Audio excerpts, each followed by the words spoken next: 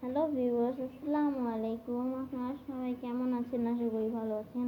স্বাগতম আমার জিশানের মহাদেশের গল্প এপিসোডে।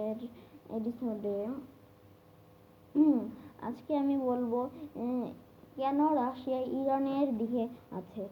প্রথমত রাশিয়া কথা না বলে রিলসটা শুরু করি। প্রথমত রাশিয়া ইরানের আগে থেকে অনেক বন্ধু।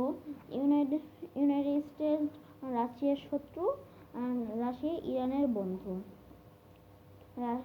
রাশিয়া ইরানের বন্ধু, তার জন্য এরকম করে রাশিয়া ইরানের প্রথমত বন্ধু। আরেক দিক থেকে রাশিয়া যদি ইরানকে সহায়তা করে, তাহলে ইরান প্রণালীটা বন্ধ করে রাখবে।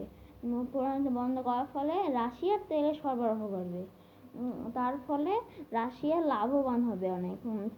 আর আরেকটা হচ্ছে, যদি ইরান ইসরায়েলের যুদ্ধ হয়, তাহলে সব দেশের নজর ওই দিকে থাকবে। আর রাশিয়া করবে হচ্ছে, রাশিয়া ইউক্রেন যুদ্ধের দিকে তাকাবে না। তাকানোর কারণে রাশিয়া বিশেষ ড্রোন ইউজ করবে, ওটার ফলে ইউক্রেনকে ধ্বংস করে দেবে।